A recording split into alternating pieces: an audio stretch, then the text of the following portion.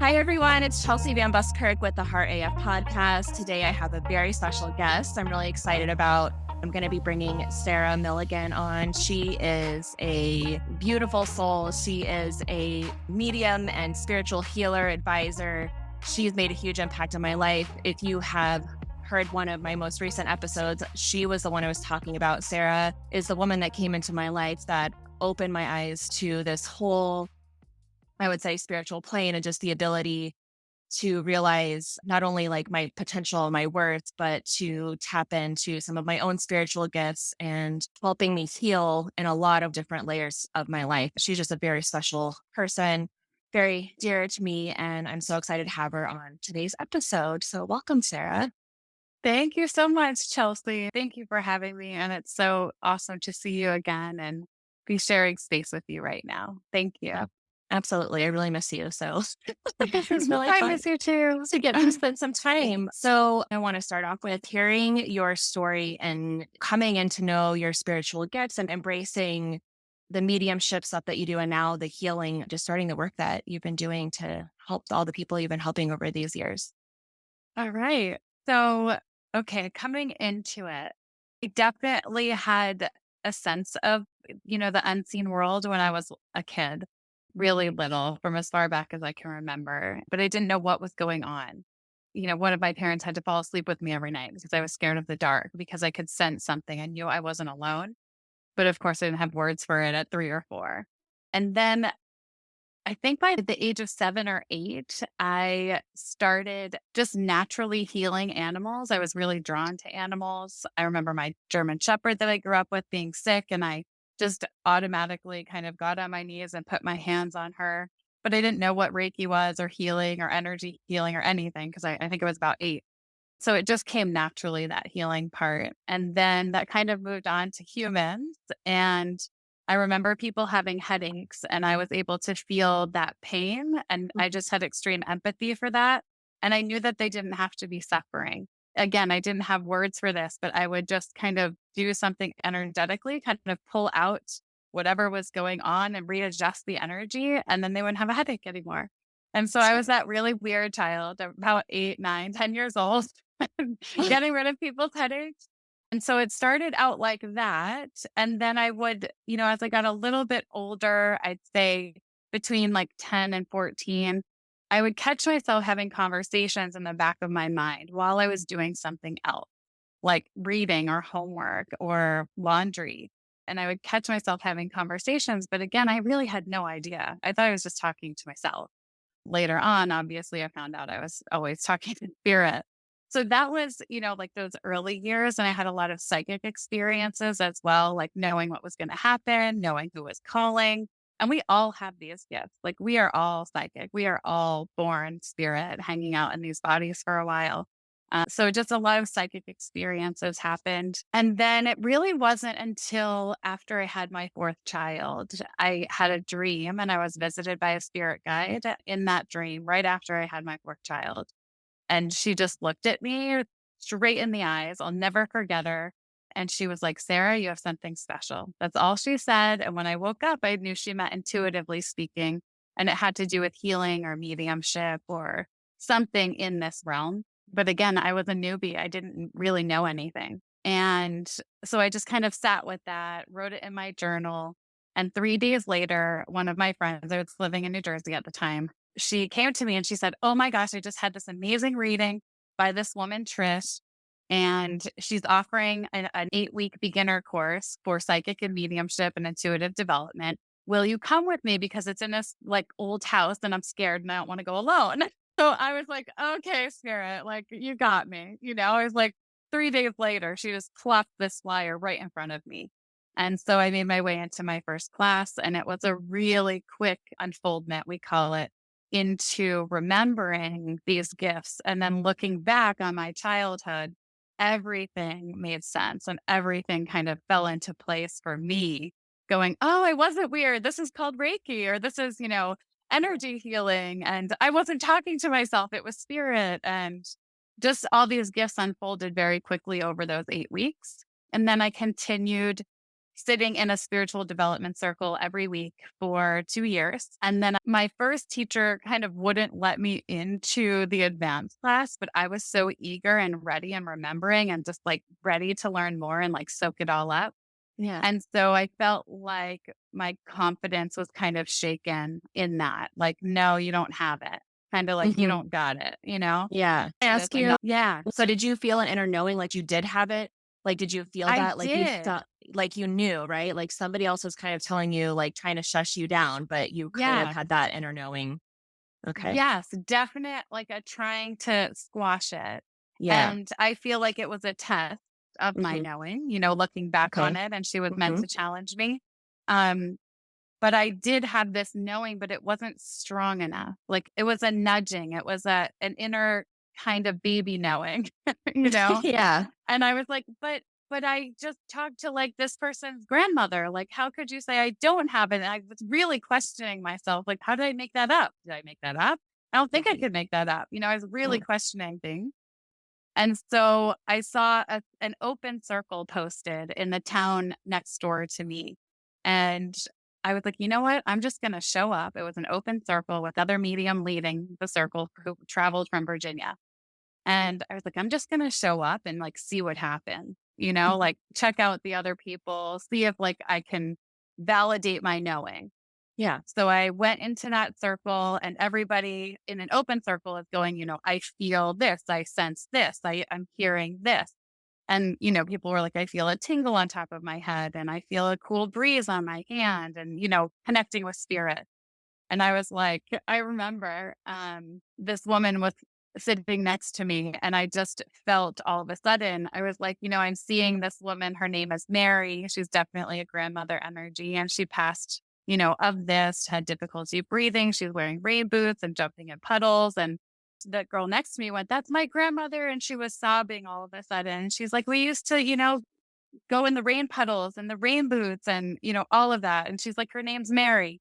So I was like, okay. I'm like, I think I have something, Yeah. and the medium was looking at me going like, do you do this for work?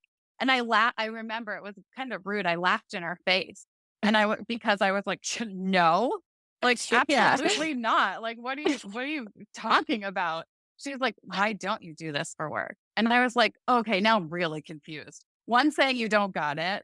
One is like, "Why don't you do this for work?" And she thought I did it professionally. So I was like, "You know what? I need a tiebreaker." I had Yeah. watched Lisa Williams on, she had a TV show on TV when I was in college, and the medium circle that I walked into had trained with her as well. I was like, "You know what? I'm just gonna sign up for her advanced class, and she's a straight shooter, and she will tell me whether I have it or I don't have it, and let her be the tiebreaker because I'm really confused right now." Yeah. So I did a 3-month course with her, and then there was a week-long, certification process in Lilydale, New York with her in person. And I remember going through every day rigorous, like, I think 8 to 5, we were just going constantly with practices and readings, and she had these master teachers with her that were training to be teachers of her programs as well. And I remember one this kind of changed everything for me, during one of those training days. And she said, okay, everybody pair up. You guys are going to do mediumship readings for each other. There were 22 of us, 22 students in the class. Well, I was like, I don't know, somebody didn't make it back from lunch. So I was like the 21st and I had no partner. So she's like, oh, don't worry. You can read for Amy, the master teacher that was there. And I was like, oh my gosh, like, you've got to be kidding me. Like, no. So I go into the bathroom, I pray my face off. And I'm like, please, spirit, just help me. I have to read for this master teacher right now. I'm so nervous because this is a certification. Like, you're either going Yeah. to get certified or not. Yeah. So I sit down with Amy, and I guess 2 people came through that have never come through for her before ever, Wow. in all her readings, and she's a gifted medium herself. And she was brought to tears, and she's like, "I don't cry." And when the reading was over, she stood up and hugged me, and she looked at Lisa Williams and was like, "Yeah, I'm hugging her. Yeah, I'm Yeah. crying," like, which she doesn't do either of, Yeah. So she said. And so it was really moving for her. And so then we all regrouped and sat down, and Lisa was speaking to us, and we were talking about the business. And she was like, how much do you charge for reading, Sarah? Asking the group, but she came to me and I said, I've never done a paid reading before. And she went, what? She said, if you don't start doing readings and you charge at least, da da da, I'm gonna come to New Jersey and Mama Bear slap you. And like Yeah. she was just like, you are meant to do this work. You need to do this work. And then Amy was like, can I say something? And she stood up in the middle of class and she was like, that is one of the best readings I've ever had in my whole life. You brought through two people who've never come through before. You are absolutely meant to do this work. Like, just, it's like they were so adamant that I should be doing it. And I still, even then, felt so scared and hesitant, Yeah. but it was hard to deny everything coming in. Yeah. So that was a huge shifting point for me. And then the week progressed and, we're going into testing day. And Lisa walks over to me right before my first test. We had to do 3 readings. And she walks over and she's like, I put you with my best friend. Don't fuck it up. I was like, Oh oh. no. Okay. I was Yeah. like, oh God, no pressure. I'm like, oh my gosh. But it was so beautiful and such an affirmation that I was meant to be doing this. And so I'm grateful to Lisa and the master teachers just so much for really kicking me out of the medium closet, Yeah. because part of that training was we had to come out of the closet, the Yeah. medium closet, Yeah. and kind of, you know, announce that to Right. Come our out. orbit, to the Yeah. world, Yeah. and that was not easy. No. Um, both sides of my family are really conservative, and the one, grew up Catholic, the other Presbyterian, not really so open to this. And Right. so I knew even just within my own family orbit, it was going to be difficult, but that was part of the training. And I came out of the woo closet in Yeah. 2015. That's when I did my training with Lisa. And I've been serving publicly since then. So let's talk about that process because I think that's so big, right? Like the fear of coming out to your family, especially like your inner orbit, like you said, knowing that they might have certain feelings about this kind of work. So why don't we talk about that? Like, what were your fears going into that? What was the process like when you came out? Like, how did you go about telling your family, hey, I have these gifts. I'm going to be doing this now. Like, how it to be a teacher, right? You go from teaching to mediumship I work. did. Okay, so I let's did. I was an talk about elementary coming school out. teacher. And yeah, let's hear it. I want to Okay, hear this. coming out. Okay. So, Yeah. yes, I went to Penn State. I went to the College of Education. I trained to be an elementary school teacher. Um, got married pretty soon out of college. Was teaching kindergarten, then second grade for a few years, and had 4 children. The typical what you think of just American life and what Yep. you're supposed to be doing Yep. on this conditioned planet. And I Mhm. was not aware of that conditioning or any of that yet. So being called in to start serving spirit was a total shift in my life, like a whole 180. But it lights up my being. It lights up my soul. I knew that I was supposed to be doing that because I love every second of it. It's an honor to serve and to help people heal. So when I had to come out, what did I do? I just posted it. We were supposed to post on social media. So there were no private conversations first with my Okay. family. I Mhm. just came out big on social media. Not that I had many followers back then, but I'm like, you know what? My family's seeing it. So Yeah, it's a big I deal. posted like, oh, I'm so grateful to have trained with Lisa. We went through this process. I passed it as a certified psychic medium and spiritual advisor. And I'm so honored to serve. So that was like my announcement. And then let's see, my dad, I feel, was the first to come around.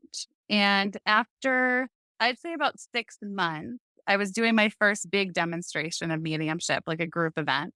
And he Mhm. came to it. I was so nervous, I bet. but he came to it. It was my first one ever. And then I think it was 2 nights in a row, he came to the second one. And since then, he's been a believer and a really huge supporter Yeah. because he saw it firsthand. He witnessed Yeah. it. You can't Yeah. deny it. So Yeah. that was really awesome. And he was the one that would usually have to fall asleep with me at night and stay there. And I'm talking like 2 hours, not like 10 minutes. Right. So Yeah. that poor man. And so I would thank him and the Dems and for supporting that gift. And even though we didn't know what it was, and he's a very big supporter now. The other side of the family, I honestly still don't talk about it really. If I'm asked about it, I have no worries sharing it whatsoever. But I also know my audience too. And so Yeah. I don't go around like preaching anything. It's Right. not my job to change anything, anybody or Absolutely. Right. anything like that. If somebody comes to me for healing, then they found me. Spirit had them find me. Right. But my mom actually just came to see me work for the first time ever last weekend. Oh my gosh, that's amazing. So that is 7 years later, right? Yeah. That I've been Yeah. publicly working. Um, and she brought my aunt with her sister and they came and watched. I had, 50 people at a yoga studio giving Mhm. messages last weekend. And that was pretty cool to have her there, and to have Mhm. her see me work for the first time. Now she's Did sat with me for table before, Oh, which is okay. different, but Yeah. Yeah. I think like once you witness it, you really get a sense of how loving and incredibly healing this whole thing is, hmm right? hmm And I think for me, I was always nervous about it too, because I always had a strong fascination for mediumship, but I always felt like this guilt, like for wanting to watch it or witness it, like, and that did come from those kind of religious boxes or yeah, there's a lot you know of what I negative mean? There connotation from is, right? religion. Yes. That these gifts, which are gifts, which Jesus had and we all do have, but he demonstrated them. Then the church kind of shifted it and changed the stories and, made it a bad thing because they wanted the middleman, to source or to God. But we don't need a middleman to source or to God. We're extensions of God. And so you Yes. can connect directly with spirit, with God, with your loved one. And so that's Absolutely. just a fact, and Right. these gifts are for healing. That is the purpose. Right. So yes, our conditioning would say, oh, it's bad, it's evil, it's not. It's like the most natural thing Yeah, ever. and so just full of love and light, and that's I think the thing that hmm people like to over dramatize, and there's productions put on. I think keep us in the dark, right? And I think, Yeah. I mean, I don't know for people who aren't even aware of this kind of stuff yet, but I know for me and you, for people who are aware of this, it's this awakening process. Like the hmm curtain is kind of lifted, where we start to see the truth of hmm the lies and the things that we've been kind of fed to keep us kind of in this controlled state and looking for things Right. outside of ourselves, right? And the Right. truth of the matter is God is within us, like it's internally, and we hmm have the power to heal ourselves. Like we have, like you said, we have these innate gifts, and Absolutely. it's just coming to the remembering. I know you Exactly. use those words with me a lot too in my journey, and you have been an instrumental piece in my journey. Like absolutely, like I can't thank you enough for just how much you've helped me open up. And there was something you said that I wrote down is that you can no longer deny this gift because it just lit you up. Like it lit up your soul and there's like no denying hmm it. And when you have that light, like that passion, you can't shut it down. Once you hmm get a taste of that freedom, that love, and that light that is within you, like you can't let go of that. And, I think it's really sad when you see so many people just suppress those pieces of themselves who don't even, they hmm can't even feel that joy yet because they're so scared. Right. And Right. I, It becomes even harder when you're shrinking that yes, beautiful light. It becomes even harder. Like it's going to bust out of you some way. Right. And if right. you're not honoring it, it's going to bust out of you in a negative way. Right. In Yes. like numbing it or addiction or, Yep. that calling will continue to like knock on your door. And so it Yes. becomes even harder to stay, tightly in a bud. Right. Yes. And I think that's been a big piece of my journey and a big piece of what my mission is like with this podcast, with me speaking out, is I can't see another person like in their life early because of addiction or because they're so afraid of being themselves that they choose to end their Mhm. life here on earth. Like I've seen that happen so many times. And this was an epiphany I just had literally in the last day, which is so Wow. crazy because I've been trying to figure out like what am I doing? Like what do I say I do? I don't know yet what I'm doing, but that's part of it is this message, this mission to help people realize like their Mhm. possibility and to hold on and break through the way that they're caging themselves in, like remaining tight in a bud. And I know for me specifically, you saw this. You saw me as that person that I was just suppressing myself and it was coming out in anger and irritability and my relationships were failing. Like it was so draining. My soul was dying. And I will never forget one of the readings, or I think it was a spiritual counseling session we had, where you said, do your kids want to see caged mommy or happy mommy? And that like just really hit so hard because it's so true. It's like sometimes we feel like we have to suppress ourselves for our families or for our kids, but what are we teaching our kids when we're doing that? And that was so big for me is that I want all my children to know that they should be true to themselves and not be Mhm. watering themselves down Absolutely. for others or to fit in certain boxes or to do what society tells us we need to do to be acceptable, right?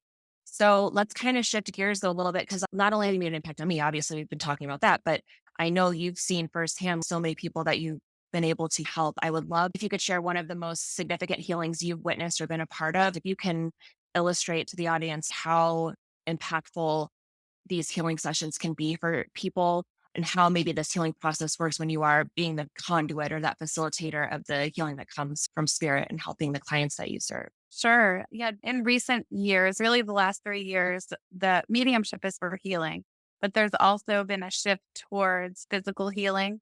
And Okay. then mental, emotional, and spiritual healing happens as well.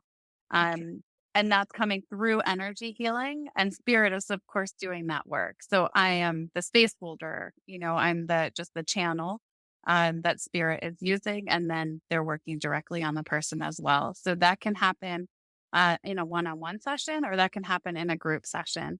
And those group sessions are the spirit healing circles that we haven't talked about yet. That's kind of the next step after that mental mediumship that we talked about, because I'm also a physical medium. And so physical mediumship is where everybody in the room is experiencing and feeling or seeing or hearing spirit together. They don't need me as the medium because spirit is communicating directly with them. We use a table sometimes, and that table, the loved ones come in, the table takes on the personality of that loved one that's in spirit. And so, like little sweet grandma comes in and gently, rocks the table and pushes it over and hugs, the granddaughter. And you can feel them in the room. And that intention is always for healing in all of those circles. So everybody that walks in receives healing for whatever they have asked for or what spirit knows, because they know what we need and what's for our highest good.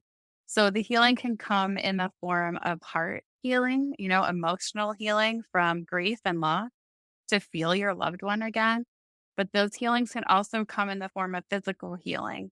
So I'd say the last 2 years, even 3 years, people who have had, who've been dealing with um, chronic illnesses or mystery illnesses, spirit is bringing them to me. And it's like they've exhausted all other possibilities and treatments and medicines. I mean, years. We're talking years. I worked with a woman last week that had been on this journey for 10 years to try and heal. And in one session, spirit was like, do this, and this, and give it 3 months because you're dedicated. So it's only going to take 3 months, not 9 or 12 months, and you'll be good. Your pain will be gone.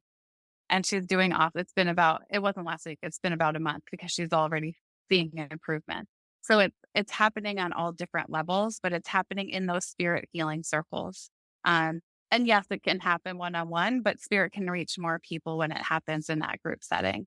Right. So Um, like a collective energy, right? Like when you get more people in there, like it's almost like the energy of every person in the group also helps like build that energy, right? Is that right? Like you kind of use a collective space or Yeah, so the healing guides that work with me can work anywhere. So whether it's one-on-one or the circle, but there is something to be said for the others in the circle to be sitting together and have that camaraderie and that support with each yeah. other and to be witnessing healings for each other. So that definitely adds to like the love, the love fest Yeah. in the room and the Yeah. energy in the room, definitely. There was a 15-year-old girl. I had done a reading for her mother and years ago. And then she contacted me again for some more readings. Her 15-year-old daughter was struggling with an eating disorder, and she had gone to residential treatment. She had done, everything you can think of to support her daughter in healing.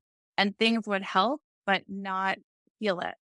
And so they drove up from Maryland to Cape Cod, and we did one-on-one energy healing. And then their family sat in a spirit healing circle, like we were just talking about with the table. And her spirit guides came through, even a connection from a past life came through as a guide to really hook her into her spirit and her being and remind her of who she is. And then we did some more healing the next day with her and with mom. And spirit had said in about 3 months, it will be pretty much gone and you won't have to worry about her anymore. And on that 3 month mark, I think within days, all of a sudden she was okay and no more eating disorders. And that was a couple years ago. And still to this day, she's getting ready to go off to college, Wow. totally okay and free of that when it had like a really strong grip on her for a couple of years. So that was one of the things that I witnessed. But again, this is all spirit. This is Yeah. spirit coming through, working and tapping in to remind you of who you are. So there's nothing wrong with anybody, right? Like Yes. everybody is a Yes. perfect extension of God. And the healing really is a removal of the conditioning, of limiting beliefs, of conditioned patterns, of, all these blocks to love, really, because that's what we are as spirit. And so all healing is that removal. It's like wiping away like the fog on a mirror so that you Yeah. can see your full reflection and your divinity. Um, and so that's what spirit is doing when they're working with people. It's been really beautiful, just amazing stuff that they can do. And anything is possible. And I can hear them now. So it's like they want everybody to know that anything is possible, right? Yeah. Like if it's in your plan to own your truth and live authentically and live a long life and be here, it's possible. The door's open for you. It's really removing those blocks to healing. There's another story I want to share because it just came in yesterday actually. And it was from a spirit healing circle in New Jersey just a couple weeks ago. And this is more of the emotional healing and what it can do for the grief. So I had a reading with somebody in New Jersey, let's say a few months ago, and her daughter came through who passed of cancer around age 26. And she came through in the reading. And at the end of the reading, she said, there's something with a rainbow. She kept showing me rainbows, but there was no immediate connection. So that falls into that 10% that's going to show up later because spirit likes that. So I was like, I don't know. She's telling me something with the rainbow is going to happen and it's going to be significant. So that was a few months ago. Then a few weeks ago, I'm in New Jersey for the healing circle, and this mom who lost her daughter is coming to the circle. So we're all sitting there. There's 8 people around the table, and we have a playlist that plays, but they didn't send me songs. I channeled the playlist. So I was just playing random songs. And in that playlist was Somewhere Over the Rainbow, but the Hawaiian version. Yep. And all of a sudden, the table lifted up and it started spelling, and it spelled out to the letter G. Her daughter's name was Gabby. So I'm thinking in my head, oh, is this Gabby? And then Somewhere Over the Rainbow came on. And in the beginning of the song, he goes, hey, this one's for Gabby. And then Oh starts my singing. gosh. None of us ever knew that. Ever, ever. The mom was like, we always used to watch 50 First Dates. That song is in there. I Yeah. never knew that he said this song's for Gabby in the beginning, like ever. She just placed it in that moment. She's like, that's my Gabby. She just spelled out to G, the song's on. And we Yeah. all heard, hey, this one's for Gabby. And the table moved over to her. It was her daughter, hugged her, loved her, gave her healing. It was so beautiful. I have goosebumps right now just Yeah. remembering it. And she's, crying because she can feel her daughter in the room. And it's just so beautiful and amazing. And I would just love for people to understand that there's so much more than what we see with our physical eyes. Like Yeah. the Absolutely. unseen world is an absolute given. It's an absolute truth. And your loved ones are there and they live on and they are constantly trying to communicate with you and support you and love you and guide you. And so that was just a really awesome rainbow. She had mentioned rainbow 3 months prior and we had no idea what Yeah. she was talking about. That was the rainbow Yeah. because we didn't know that he said the song's for Gabby. It's so Yeah. cool. It's just That it is amazing. Yeah. And while you were telling that, like my body lit up, like I had goosebumps, my hair, like it's awesome. I want to bring up something because you mentioned it and maybe people don't know this already. I knew what you meant, but you said that 10%, which I know means that, when spirit comes through and they're giving you a message, 90% you should be able to validate and understand, but there's that 10% that might not make sense to you, but it'll make sense later. So I don't know if you want yeah. to let people know what it's like when you're giving a reading. Yeah. So when you have a session, so if it's mental mediumship, I'm the one connecting with spirit and I'm describing everything that I'm seeing and hearing and feeling.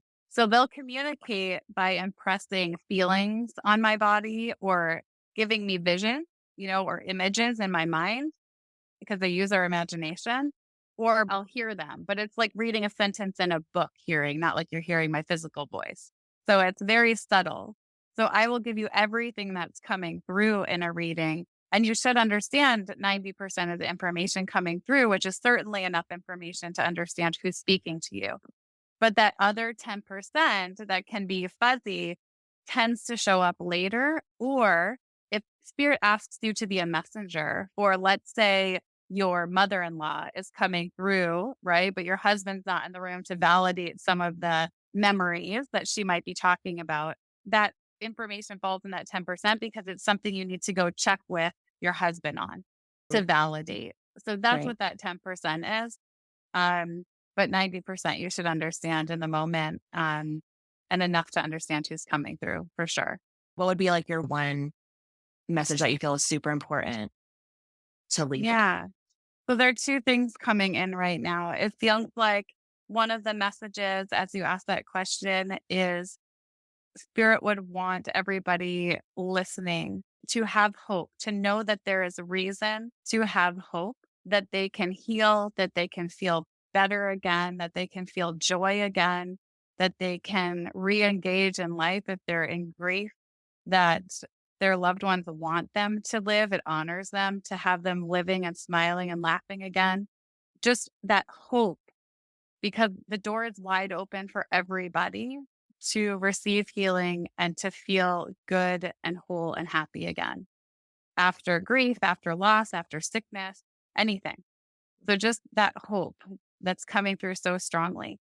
It's possible the door is open. It's always open for healing.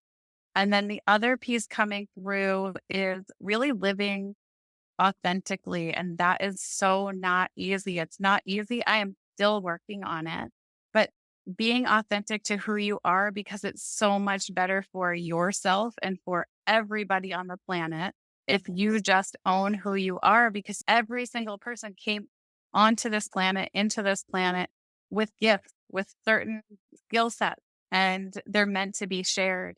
And if we keep ignoring it, we don't share it, right? It kind of dies within us or it bugs us until it will come out and we listen. But it's meant to be shared with the world. Those gifts are meant to be shared. And that light is meant to be shared because it causes so many ripple effects that you will never see. But it Yeah. does. It goes on and on, when you share your light and your truth with the world. And coming out wise, as a medium was hard as well for my Yeah. two conservative sides of the family and Absolutely. Yeah. being completely judged. And spirit is like, we want everybody to be happy and live authentically. Like Right. that is what spirit would ask of you, is to live in alignment with your own soul and truth and being, because your joy creates so many more ripple effects than you shrinking and keeping yourself in a box so that you look good for mom and dad. Right. Right. And then you're 95 and you're looking back on your life and you're like, shit, I didn't do anything because I was so worried about what mom and dad thought, Right. like really, Yeah. I mean, it happens all the time. Yeah. So I would Absolutely. much rather look back and be like, damn, that was an awesome life. Like Right. I served, I used my gifts, and Yeah. that was totally okay. That was fine. Like I busted out of my conditioning and I'm happy and joyful, and my kids are happy and joyful, and I want them to live authentically and to Yeah. welcome everything and anything like who they are, who they were born as. Right. So yeah, those two things, Totally. hope and living authentically. Beautiful. Love it. I've got goosebumps everywhere because this was just such a perfect conversation that we held. And I think just echoes so many of the points that I've been stressing in each episode that's been before and will continue. Like that's a big part of the message, this living authentically piece. And Wayne Dyer's quote that he used to say was, "Don't die with the music still in you." And so that's like basically Yeah. what that beautiful music that you have to share with the world that you, like you said, can cause that ripple effect. Like you don't even know the impact that you can make. Yeah. and those things that you have to offer the world, how they can touch somebody and help somebody else and create this ripple effect that you aren't even aware of. And So not beautiful. everybody's going to understand that. Not Right. everybody's going to understand your gift. I mean, people look at me like I have 10 heads if I'm like, yeah, I can communicate with spirit.